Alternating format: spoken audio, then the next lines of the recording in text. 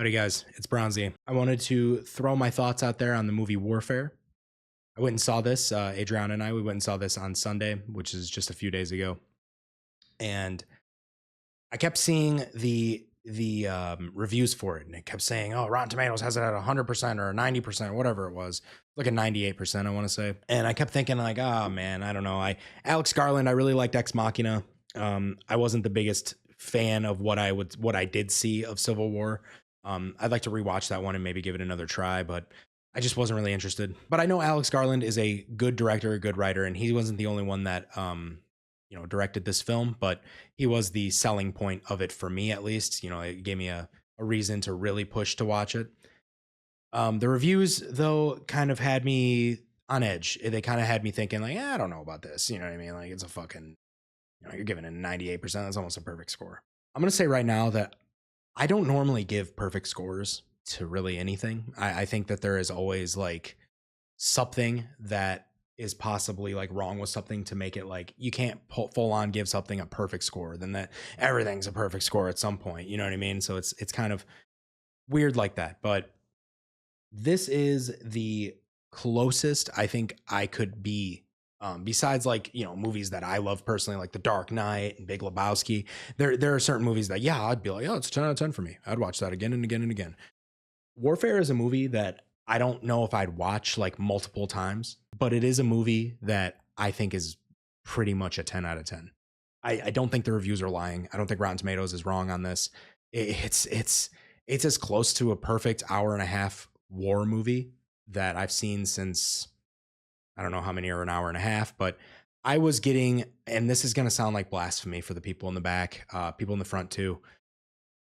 I think this is almost as good as Saving Private Ryan. So if you want to put Saving Private Ryan as the 10 out of 10 of war movies, this is like the 9.9 out of 10.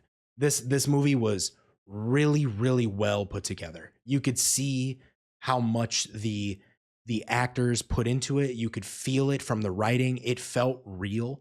And I'm not the biggest, like, I love war movies, but I'm not the biggest, like, I don't know a lot about guns. I don't know a lot about like warfare.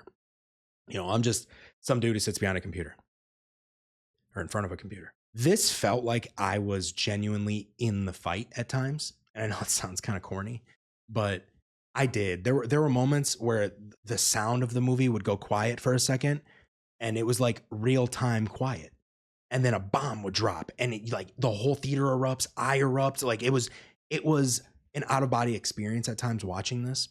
And again, I know that sounds kind of corny and out there, but like this was really good.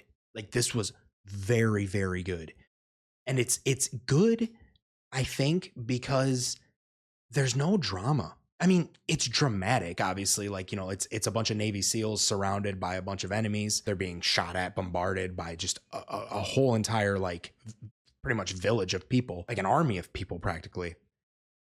There's drama in that, obviously. The plot is they're setting up in it's during 2006 war, the Iraq war. I don't know a whole lot about it, so I'm not going to go super into detail, but a group of Navy SEALs are securing a sniper position where they're watching a group of individuals that they believe are making bombs or whatever that they're doing over there. And little do they know they're being surrounded slowly, and slowly they're being surveyed just as much as they're surveying the enemy, if not more.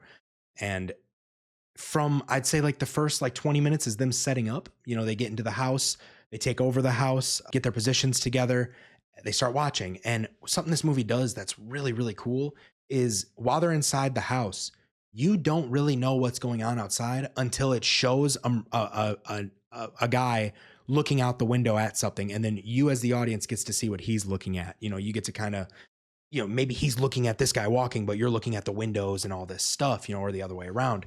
And I love that. I love that, like, it was that realistic to the point where, like, it was, and from what I read, the movie took place in real time. So it was like an hour and a half for them. And it's based on the memoirs or the true story of one of the guys that was injured in this movie. Technically, one of the soldiers that's depicted, he helped give memory of this whole mission, and that's what the movie's based on. So it's like an hour and a half of them just getting bombarded. And for the most part, that's what the movie is. Like there's the beginning of the movie starts with all of them kind of like gathered around a TV having fun. And it's almost like you're like, what am I watching for a second? And then boom, they're right into the mission and they're taking over the house. They're surveying people. And then everything goes to shit. So it's very like tense. Like there's a lot of moments where I'm like, I was biting my nails. It's hard to find experiences like that, especially nowadays, man. Like there's like, like last time I was biting my nails in the theaters, I'd say it was like Infinity War, and that's not even like, that's fiction. You know what I mean? Like that's just Marvel shit. This was like real life, it felt like. And like I felt for these guys, and like it was just, and it's not just because it's my country. I felt for the enemy too at times. Like everything was like fucked up. It was really realistic, the depiction of it. So if you're very like, I don't know, like you get really like sensitive to like war stuff, if you're a veteran, this might be hard to watch. Like there's some crazy moments. There's limbs being blown off at times. And it's all confined into one space, into 1 hour and a half time. And I like that a lot. I really do think this movie needs to be watched in theaters. Like I think every war movie probably should be, but like, there's some bad war movies that you're like, I wish I didn't go and see that in theaters. This one is not one of them. This is a movie like I wish I saw this in IMAX, like a true IMAX. I wish I saw this in, because the theater was rumbling. There were fucking bombs being dropped. There's something cool that they did in this movie that I don't know if they do this in like actual like real life. I'm sure they do if they showed it in this movie, because that's how realistic it feels. They do this thing called a show of force, where they're inside the house. They do this a few times where they call in a show of force, and a jet comes down and flies really close to the ground and makes all the debris fly up, and it kind of like rumbles the entire like village, and it kind of puts people in their place for a second. That would happen, and oh my god, like it felt like I was going on a downslope of a roller coaster, like that big degree angle where you're just straight down. That's how it felt. It felt like you had that pit in your stomach, like it was just like, holy fuck. And that's for a lot of this movie. Like the gunfights are very, very cool. They're very in depth. The way the characters talk to each other, they're very unapologetic to the viewer. Like if you don't know your military lingo, you're going to be like, what the fuck? But like, it's cool because like as a dude, watching war movies anyway, I kind of get what they're saying. You know what I mean? But it's like, they had their own lingo, and like they weren't apologetic about how like much they knew, it seemed like, you know what I mean? Like the way the actors were portraying it, like the writing was perfect for it. So there are some good actors in this, Will Poulter's in this. Joseph Quinn is also in this. There's a couple other guys that you might recognize, but for the most part, those two guys were fantastic. Every character was really good. Like it's crazy. Like this is one of those movies. I don't really have a complaint, like my complaint is that there's not more.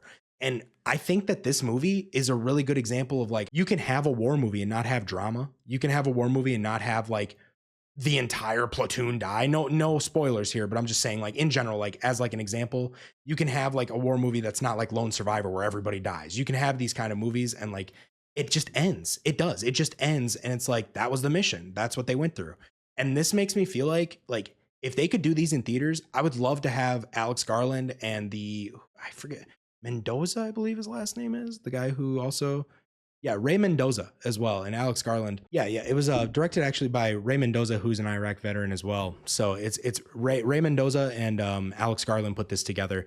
And honestly, if they could both like come together and do multiple of these, like just do one a year, where there's like a war movie every year or so called Warfare, and it's Warfare 1, Warfare 2, and it's just different stories. I would love that. Like that was the quality of this was fantastic. Like this was just a really good movie. Again, if you're into war stuff, this is a perfect one in my opinion. Like this is as close to perfect as possible. If you want like the best of the best, in my opinion, I love the World War II era stuff.